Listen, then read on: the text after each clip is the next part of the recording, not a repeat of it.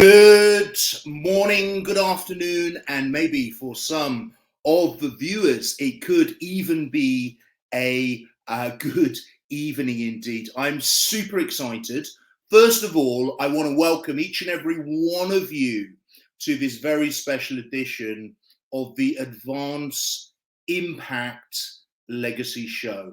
Now, on the Advance Impact Legacy Show, what we love to do is inspire people and give them some, tools, techniques and tips to advance in their sphere of excellence, in their calling, in their purpose, and in their destiny.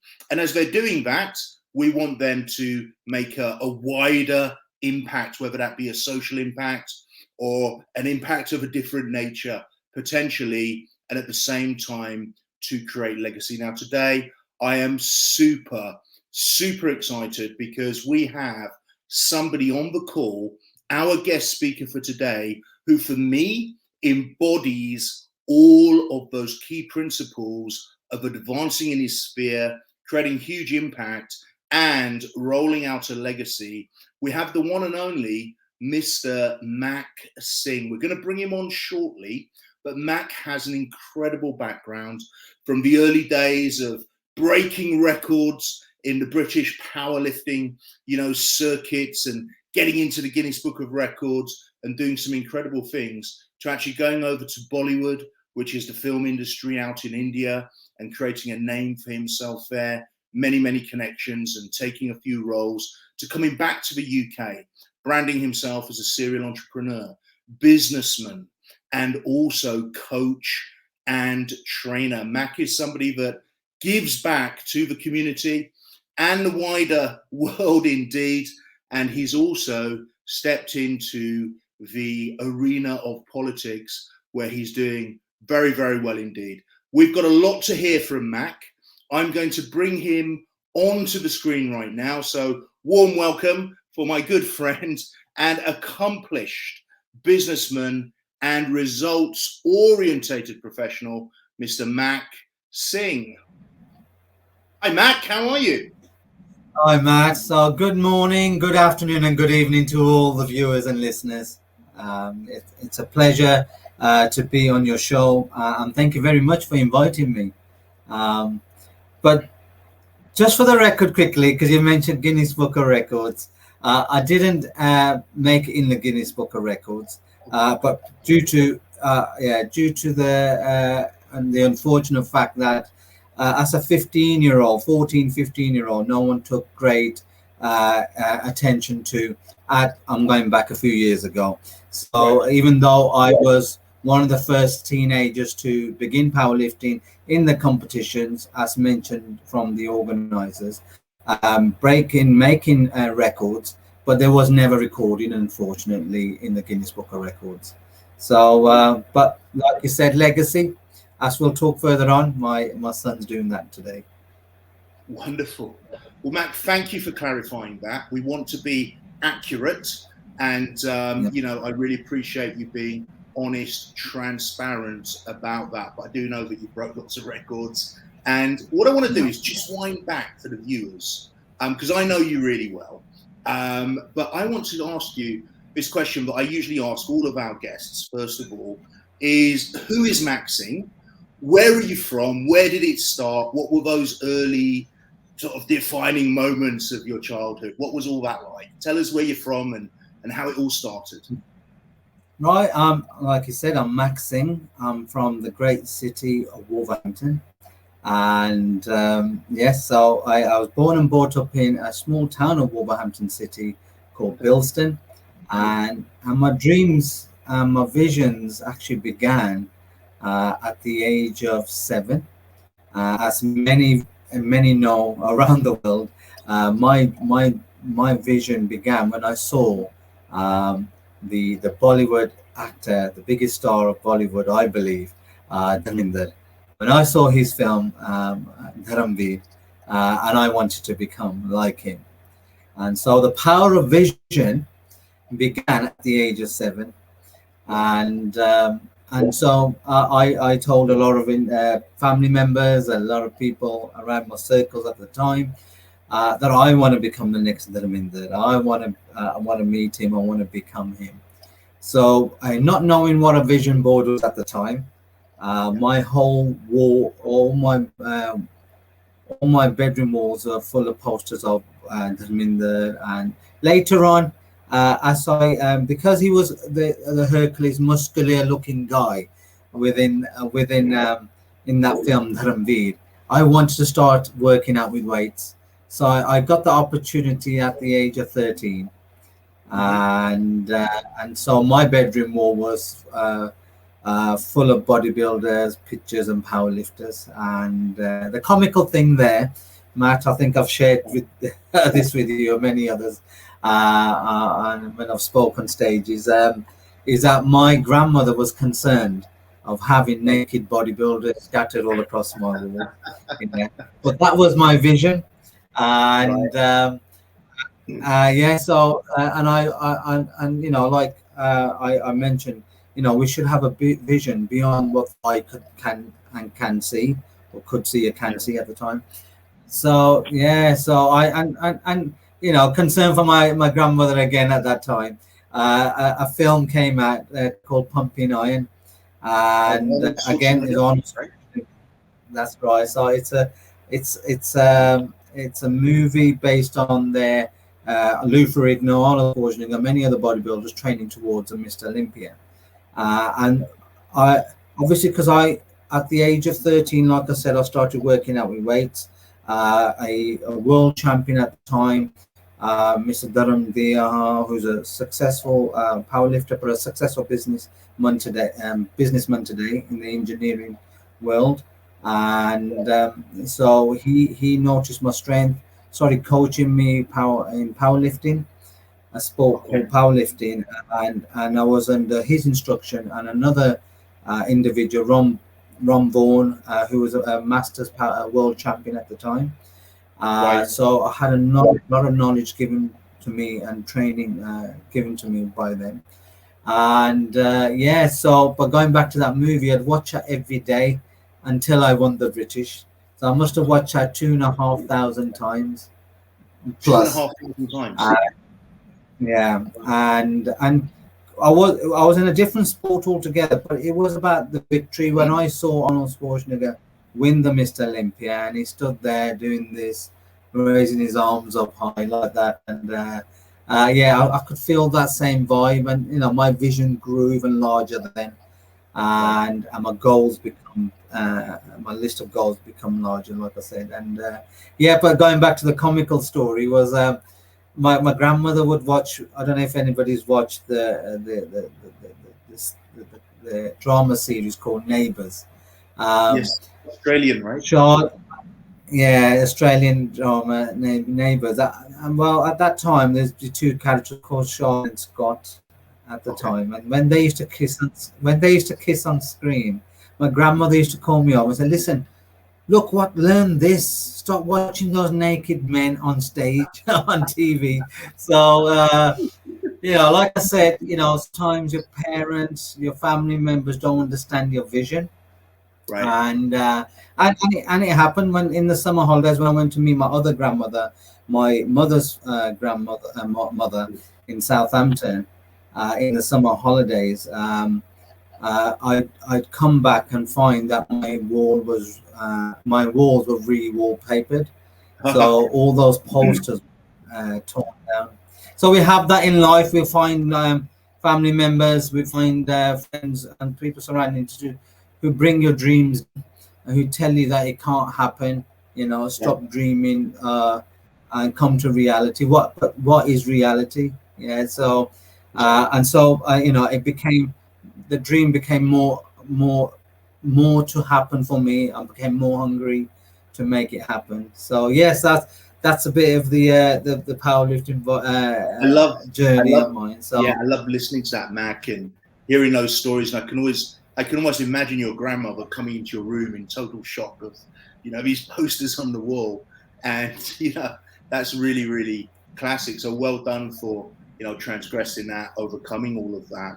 And tell me, I mean, were your parents? What did your parents do for a living? What was your family like? Did you have mentors? Did you have people kind of pushing you in the background towards this? What was that like?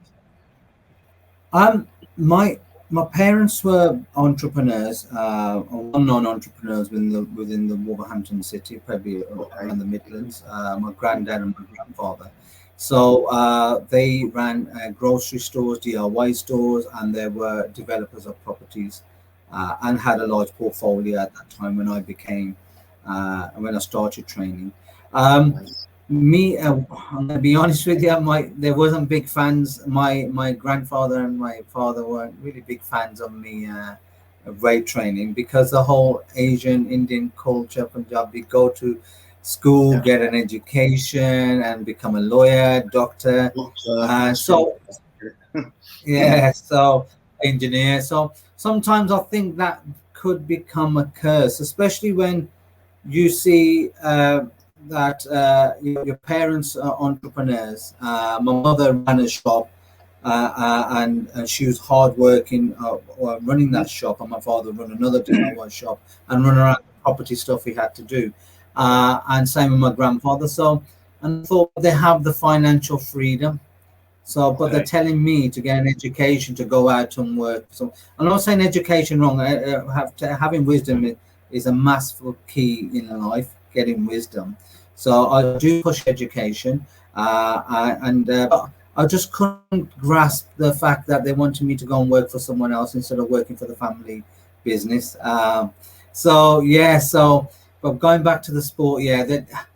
My mother tried her best, but she didn't understand what diets were. She didn't understand about how much chicken she should cook for me, because I was only 13, 14 at the time. Right. And carbon, I'd come out. I've got to have this much carbs. I've got to have this much protein throughout the day. What certain foods I have to eat? So she tried her best. God bless her.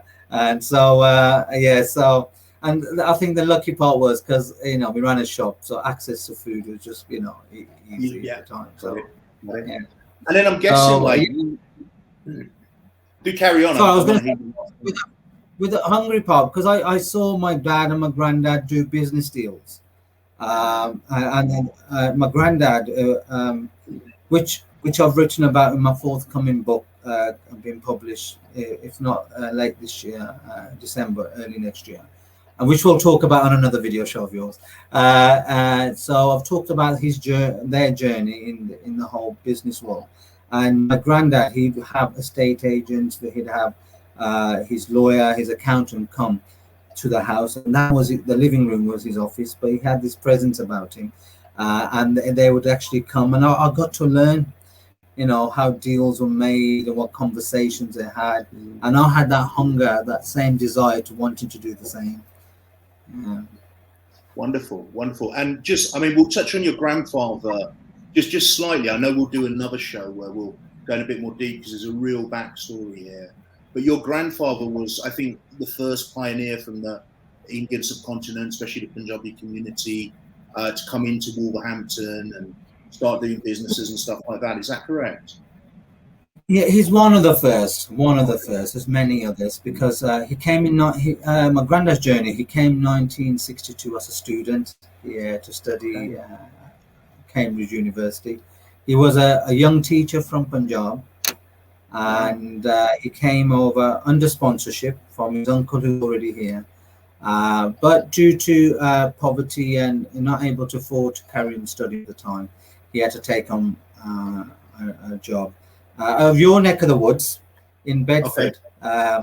Yeah, so he was they were manufacturing bricks at the time, but who knew that the man who had to quit education to manufacture bricks and unload wagons at that time in the 60s, who would be developing his own properties in the 90s, and not just in the UK, also in India.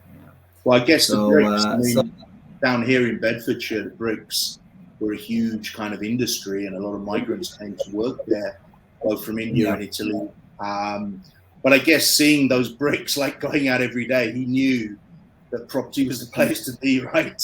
I think. Yeah, well, impact. The story he's told me, going back in the 60s, they were sharing not just rooms, bed space as well. So they was paying like something like 50p a week to sleep in one bedroom. So, and he always thought if he bought one house, how much income would he achieve from each room, from each tenant? And so in that plan became in his mind. So, and then when he had one property buy to let, my father and him, obviously they said, well, there's income here, let's have and then numerous properties, down the line. And so but in Wolverhampton, along with all other Asians, South Asians, they tried they came together as a strong community. They supported each other and helped each other to gain success in business or just other areas were needed to be done within the community. Fantastic. So when you started winning powerlifting competitions, I'm guessing that your grandfather and your father's attitude maybe changed a little bit, right? Just a little bit. So the education element was still there. Being honest to the viewers. When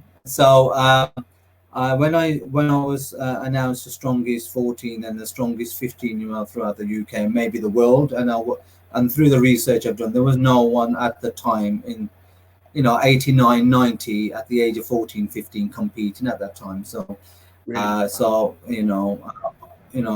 unrecorded, probably the strongest in the world at the time.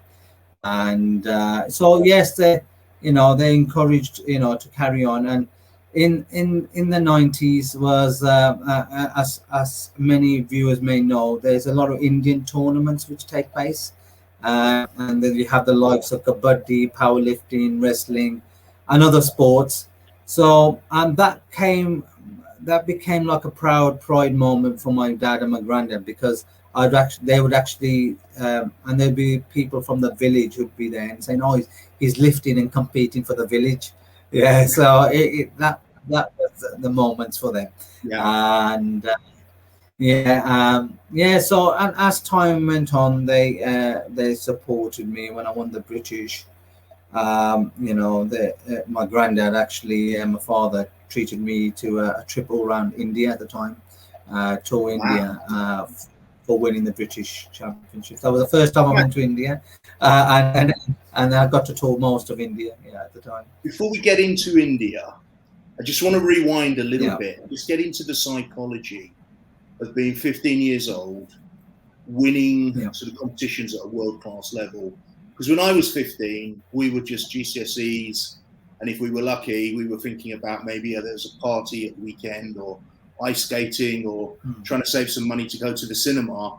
A pretty standard life for a 15-year-old in the UK. So what was it like for you? I mean, did you go to school? Did you have a normal education? Did you have normal friends? Or was it all just like competition? What was that like for you as a youngster? As a youngster, from the age of 13 onwards, I was actually blessed to be surrounded by my father's age individuals in the gymnasium. Okay. So I did go to school. I tried my best hard at GCSEs. I didn't do too well, and because I had the passion of the sport and movies at the time, and so I had. Like I said, I had a vision, I had a dream, and I was always constantly making notes in my journal. Well, call them journals now. I just call them textbooks at the time. I was making notes, what I wanted to achieve. I'll cut pictures out and so forth. So that was, So I said, I didn't have friends at the same age. I did, but we had different interests. So I came home. And I watched that film, Pumping Iron, while I was having something to eat, and I was getting ready for the gym almost every day. And that was my time. I see my diary at the time, and but like I said, I was blessed with individuals who were from the business backgrounds, I was from sports backgrounds, and there was my father's age. So the conversations were a lot of adult conversations I was having. So I matured quite quick due to my surroundings. So and I'd go to the gymnasium, and at the time, unfortunately, there was the Falklands War on. So there's discussions about that. So I had to, when I come after school, I'll try and watch the news as well, so to keep up with conversations with these individuals at the gymnasium. So and we had one of those gyms. It wasn't. It was one of those hardcore, that we say, the Rocky to start type of gyms. Okay. Had plaster wall falling off the walls in the basement. There's hot pots. It was like training in a sauna, that kind of thing. Yeah. So Blood, yeah. sweat, So tears. yes, exactly. Yeah. So after a hard training session, I'm not going to say forced, but part of my training regime I had to carry a 20-kilo plate and run up and down steep stairs. There's about 40, 50 steps going down to the basement. I was running up and those down. That was our cool down at the time. So but going back to the circles, I was blessed. I learned a lot. The hunger these individuals had. So these individuals in their mid-20s, early 30s, 40s, and 50-year-olds, and they had all different dreams and desires at that time. Sort of for a 15-year-old, I was learning a lot at the time. Yeah. Wow. So you're in the right place at the right time for your vision to align with the route that it was to go on. Right. And then your grandfather and your father gave you a trip to India. So tell us a little bit about that. Was it the first time you'd been? What was it? Yeah. Tell us about that. Yeah. So, and just at that time, my grandfather, it was 95, this was, and 92, my granddad set up his business in India with the whole property buying, selling and developing. He was one of the first to develop 75 shops complex, and he was awarded by the Punjab chief minister at the time. And but I was a 20-year-old. I want to explore. So it was a good feeling to capture culture, history of India, and so that was really interesting. So I went to Punjab first. So I went to Delhi and had that long 8 to 10 hour drive from Delhi to Punjab. So I didn't like that. So I think that's probably I've only twice traveled that journey, because after that I said I'm catching trains. So I was one of those who look. I've always looked for solutions to a problem. So for me, for that long journey was a problem. So I said there's got to be trains to go in half of the period of time. So we did manage to find a train, went half of the period of time. So so I managed to go and see most of Punjab. I went to Shimla, got to see Shimla. That was really nice. So. And then flew down to south, got to see Mumbai, the dreamland I want to be, and the hotel we were staying at. Super interesting, because you entered into Mumbai, and for the viewers that don't know, Mumbai is like the center of the Indian film industry. There are some moves going on in the south right now, so we won't get into that, but it is traditionally the center of the Indian film industry, Bollywood, and this is where things started to happen for you, right? So could you walk us through how your vision of entering into the Bollywood film world, how did that happen for you? What took place? And just remind us, how old were you at that time as well? I was 20 years old at the time, and I was in Mumbai, and so obviously, having a desire, the dream from a young age. I'm the heart of Bollywood and the heart of the Indian film industry, and obviously I want to meet my role model, Dharminder, and Sunny Deol at the time, and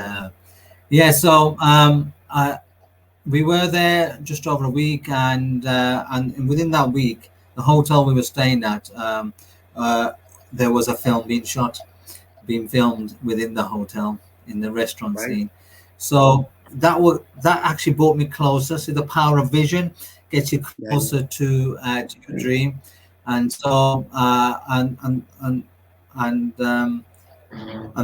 And basically, the actors who were filming on set were no other than Shah Rukh Khan, Sri Devi. So the late Sri Devi, yeah. So God bless his soul. So yeah, yeah. So yeah. So I've got to meet these great artists, and this was 1995 into 96. This was so. Okay. So I think Shah Rukh just was on his rise of fame with DDLJ, and That was a huge film, wasn't it? That was a huge film. that was a huge Yeah. film. Yeah. These two great actors. I'm amongst these two great actors, and I'm thinking, it's my time. so yeah. So but as I got a taste of what was happening on the film set there within the hotel I'm stopping at, and I'm saying, yes, this is all going to happen. So the journey there, we got to meet, we got to go and see studios within in Bollywood, Film City and so forth. And that was it. And I thought, oh gosh, my dreams were now. You feel that I was there and nothing really happened for me. So but fortunately, on that same year, I was interviewed in a magazine, and the magazine was called the Spice Lifestyle magazine. It was an Asian magazine. Yeah, Asian. It's about all about the Asian culture and the Asian achievements, South Asian achievements in the UK. So I was interviewed in there, and a well-known director, Gurinder Chadha, who many know, and I love her to bits because she's a great director, great storyteller, and people would know of her for Baji on the Beach, Bendy Like Beckham, Bride and Prejudice, and so she saw me in the magazine. She was making the film at the time, and she called me in for an interview, an audition. So I went along. Yeah, and so I'm walking through these offices, and I can see posters of recognized faces and the film company. Cut the story short, she offered me the role for the film, and but I said I had to ask, just confirm who is the film producer, and it was no other than Dharminder himself. Wow! So that's a power of vision. At the age of 7. I wanted to become him, meet him, and I'm being signed for a film he's producing. And to cut the story short, unfortunately, that film got shelved. But I made friends with the likes of Sunny Deol, Bobby Deol, and they flew me over to work in the next film project, which was Dillagi. So I got to meet my role model. And work with obviously Sunny Deol, who was my role model too, and so that's a dream come true. And so that's a 7-year-old kid's dream came true at the age of 20. I was 21, 22 at the time. Yeah, so and that's how it happened. And then I experienced a Bollywood lifestyle. Working in Bollywood and doing all the stunt training, stunt work, and understanding what script writing is, understanding how they make films. So God bless Deol, Dharminder ji, Bobby Deol, and all that family who gave me that opportunity, and that 7-year-old kid was able to live his dream. Yeah, so you build a great friendship with them, and you're still friends today. Yes, that's right. We're still friends today. Yes, so and I still watch movies, and I still have to pinch myself at times. I know my movie, the film Dillagi, comes on TV, and I'll get residents or I'll get friends saying, "Oh, your movie's on again on certain channel. Watch it." So I have to pinch myself sometimes, but especially when I watch my role models movies, and which I think a lot of people did in the lockdown. We all watched a lot of movies, so I went back. I went all the way to the 60s of his first films, all the way to the 90s into 2000 and watched all their movies again. Yeah, Wow, so incredible. And I hope you don't mind me saying, but I've always, since I've known you, I think 7, 8, 9 years now, but you've always had a slight resemblance of the Deol family. So you do look like, oh, you know, thank you. Yeah, family. yeah, Saying that. yeah, that's a, yes. Then no, that's a compliment. Dharminder and has been known as, I think, it was one of the most handsome individuals on earth. So that's a compliment. And I do. Over the years, I have been stopped for photographs. People thinking I was Sunny Deol. Yeah, Oh, really? Okay. So it's not just yeah, me. yeah. So, no, not that's true. So hence why I've grown this beard. Right. So he Got doesn't it. keep a billy goat. So yeah, but yeah, but and I don't mind that either. So, but I always say I'm Yeah. not Sunny Deol. No, I Yeah, appreciate he's a that. nice. What challenges did you face? Obviously, being, Wolverhampton-born Punjabi lad going into Bollywood. I Mm. would imagine your Hindi may not have been as Oh, flowing as say Sunny Deol, etc. They mix it with the Marathi there as well, so it's like But like, what was all that like? Were there challenges, or did you just flow through it? How was that for you? no, no. Speaking Hindi was a challenge, Okay. and I only knew what dialogues I practiced through watching movies. So that was a challenge. Understanding film, fighting for in front of camera was a new challenge, Okay. and it was great learning fighting in front of a camera because I've done martial arts as well, Okay. taekwondo, and I've Oh, represented Great Britain in international matches. oh, really? So yes, when I in the age of 16 to 18. So yeah, so it was a different experience and fabulous experience. Oh, it was great. So you do get hurt. I got hurt. I hurt my elbow, chipped a bone off my elbow when I did a couple of falls, ripped all my chest and back muscles. Yeah, so and yeah, so but the experience itself was phenomenal. So I got to learn that. So those were the obstacles. Again, I love dancing. I have my own signature dance Okay. moves, and copied a lot of Dharminderji of his dance moves. Yeah. So uh, yeah, but find going to the dance studio and doing Bollywood style of dancing. Even though in weddings I would do like Govinda dancing and all the I'll copy mimic all the actors, not mimic, just copy their dance moves. But that was a challenge itself, trying to understand the beat. I'm one of those who tries to find it. He finds his own beat instead of dancing to the beat. Does that make sense? Yeah. Yeah. So yeah, so but it was a great experience.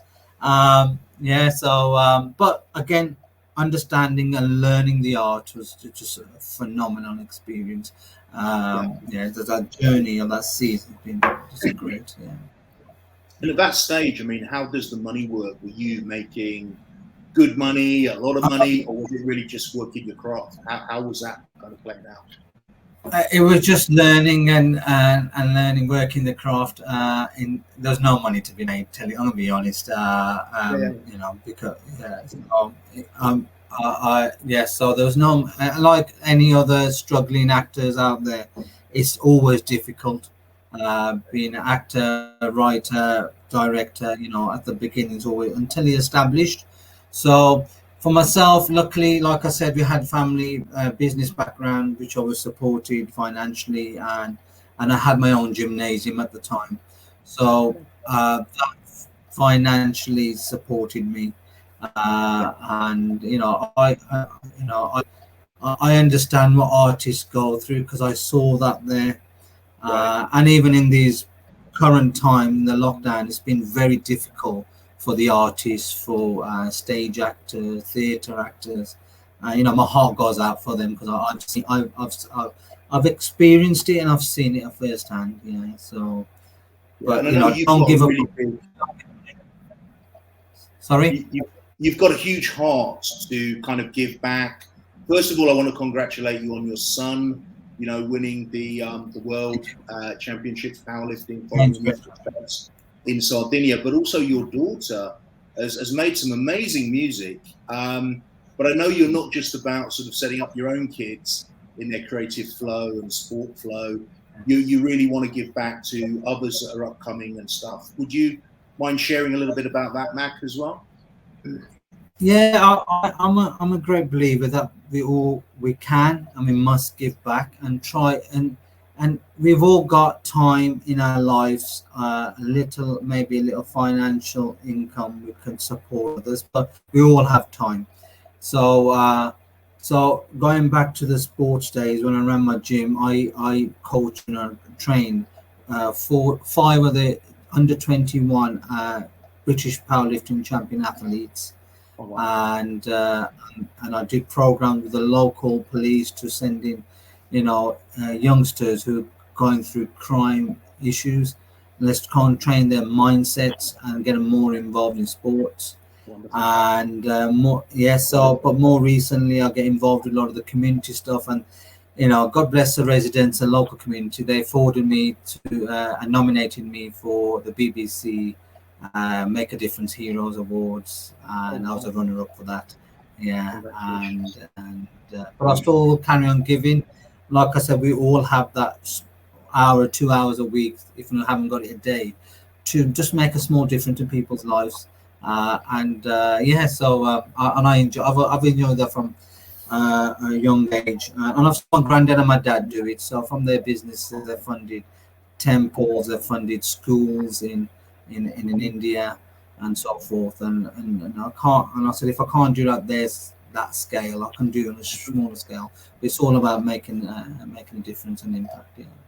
So, what would your piece of advice be to a young person who's maybe watching this, who's maybe 17, 18, could even be 25, right? But they're looking at this and they've got a passion to maybe sing. They want to get into film directing. They maybe want to act. They want to do something online. They want to maybe go into the sports world. And they're kind of struggling to break through. What would your advice be to that person, Mac? Again, age isn't any barrier. Like you said, 25. I'll use this, and Mary, I know I've heard you share it as well. We've always, we've got the likes of Colonel Saunders, who introduced KFC to the world at the age of 65. So there's age isn't a barrier. You can start at any age, and my advice to the youngsters would be to understand what their real desire and dream is. And create a vision board for that. And in today's time, luckily, there's a lot of online support. So, you've got your YouTube videos, you've got your online courses. Take a step and take action. It's all about taking action. If they want to gain particular support, understand it, what sport's about, online, educate yourself on it, and then take steps if you need to go and join the gym, or can you train from home. In the lockdown, my son, who was 14 at the time, was 13 in the lockdown, he was saying, "Oh, Dad, I won't be able to compete now because the lockdown's here. I won't be able to train. The gyms are closed." So I coach and train in potato bags, onion bags, and a lot of training with objects we had at home in the first lockdown. When that was lifted, I ran around as a father and I set up a gymnasium at home. I set up a whole platform for him, and he made sure he had all the equipment he did. So he's got that training. He trained at home after when the second lockdown happened. And it's about taking action. Finding out what you want to do. That's a sports side. If you want to do a particular course or acting, understand the art.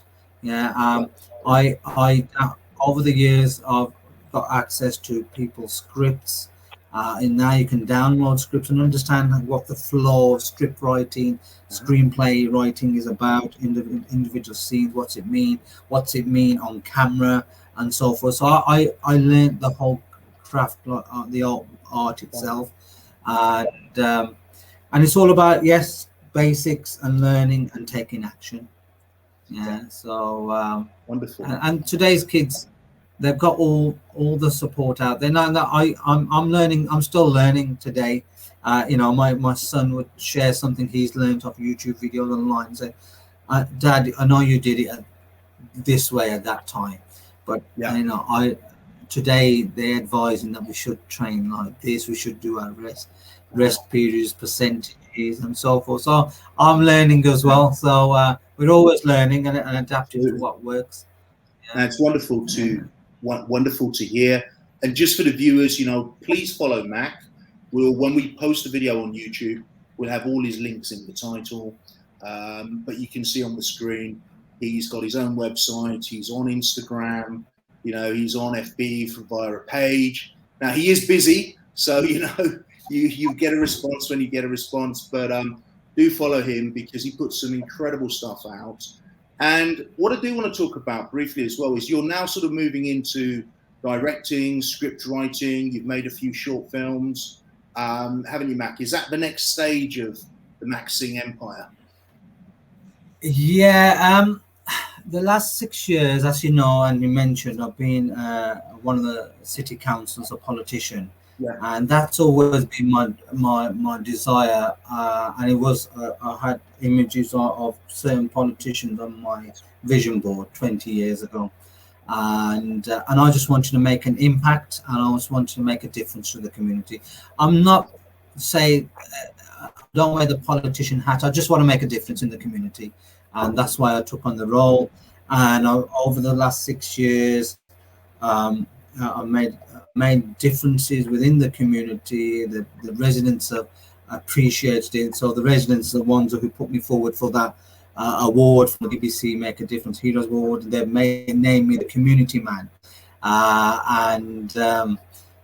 But in the pandemic period, I realized I still have a desire, I still have a dream of wanting to work in movies, wanting to write and direct films. And so I wrote 5 scripts within that period of time, along with my book. Okay. 5 scripts, yeah. Some are finished, some are unfinished, but they're all there. And 2 for Hollywood, 3 for Bollywood.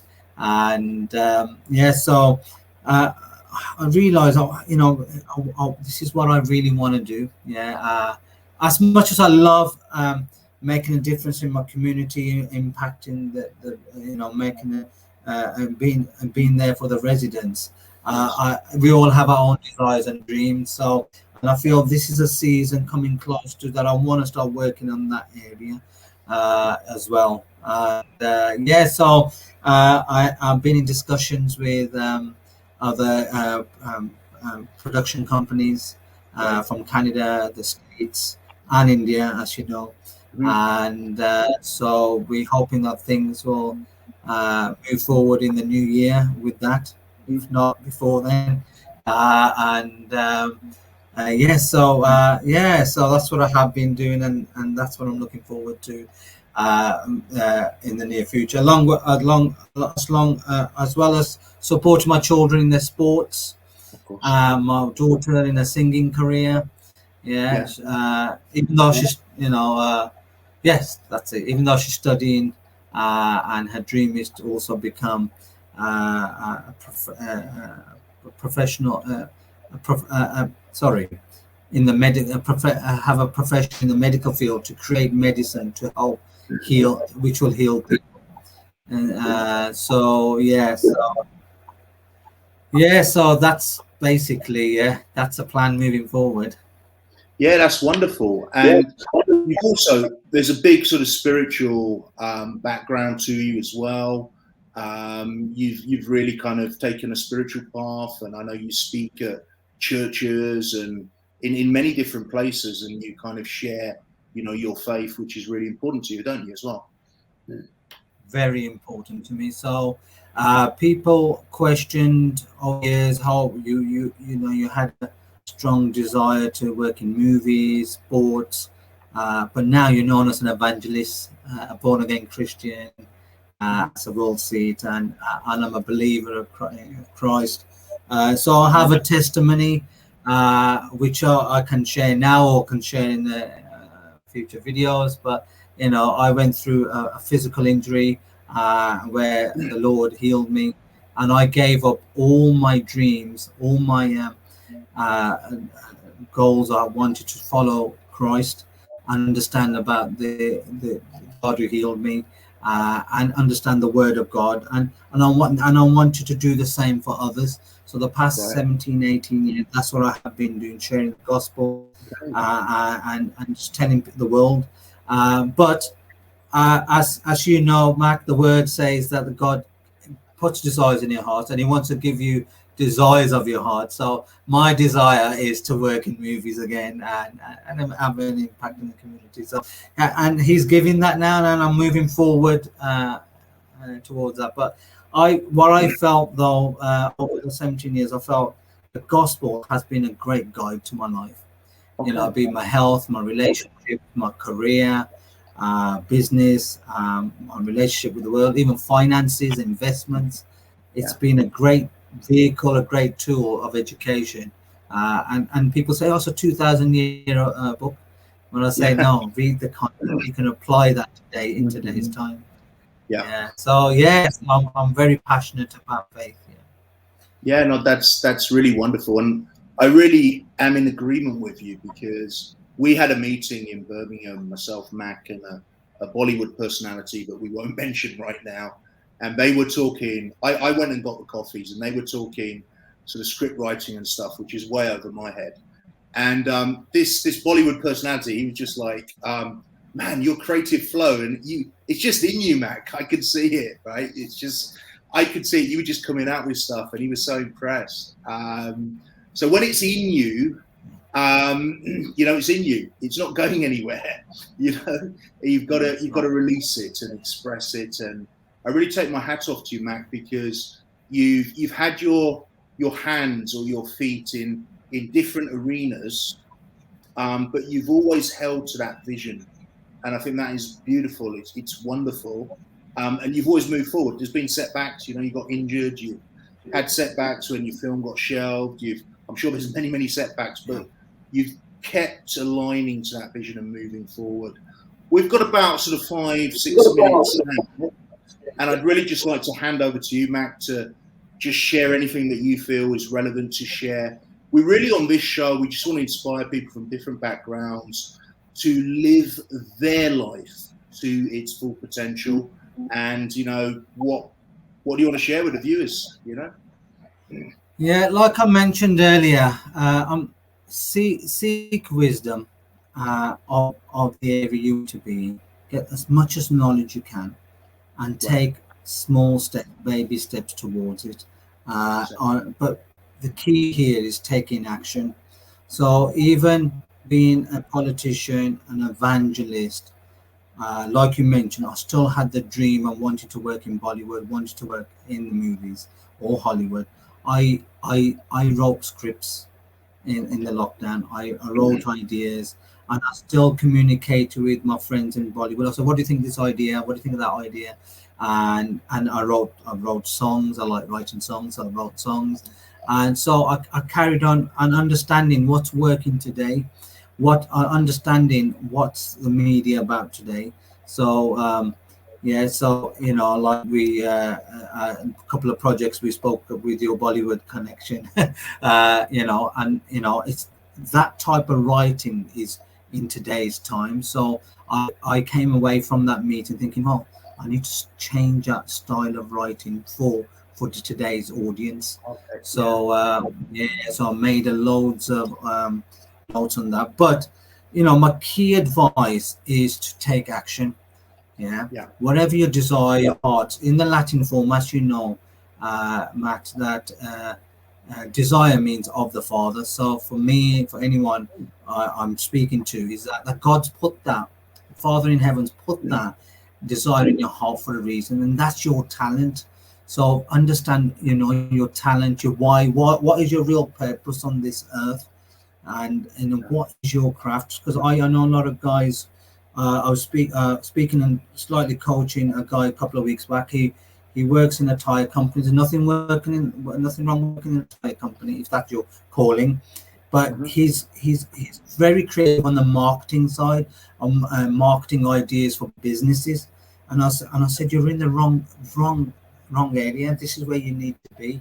So he started applying for jobs, and he's got an interview. This is just within a week and a half. He's got a job with putting together events, marketing events, events basically around Europe. Yeah, Okay. so hopefully he gets that. So that's understanding what your talent, your desire is, and for me, like, I think it's writing at this present moment. Yeah, using writing as a skill, as the word says, and so yeah. So and my like I said, take action, and we all have. Matt, I've shared this many times, and I'm trying to throw in as much as I can in a short period of time. Life is like a train, I always say, and each stop is a chapter in your life, and we do have our hurdles, we do have our obstacles, and we come in and out our dreams, our visions, and our goals. But the aim is to stay within that dream, that train. Keep traveling on that path towards achieving your goals, and yeah. So, and we all will experience all the emotions: happiness, sadness, anger, frustration. It's part of the journey, but keep your eye on the goal, keep your eye on your dream, and take and go for it.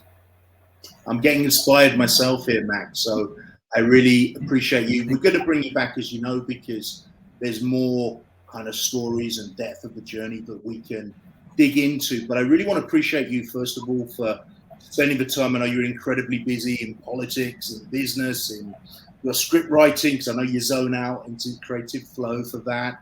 You've got your coaching business. I know you're helping some young guys at the moment with consultancy in their manufacturing businesses. So I really, really appreciate you coming on and spending your time to give to the viewers that inside track that's allowed you to live life at the levels that you've lived at. And there's much, much more to come in the Mak Singh journey. Do follow Mac, and we will have the video out next week on YouTube.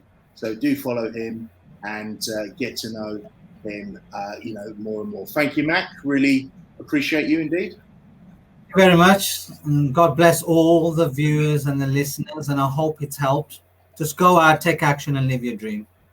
Absolutely. Thank you, Mac. God bless you. So there you've heard from Mr. Mak Singh himself, an incredible powerhouse of ambition, success, and results. We want to encourage you to live your life at its best. Matt W. Nerona with the special guest, Mr. Mak Singh, on the Advance Impact Legacy Show.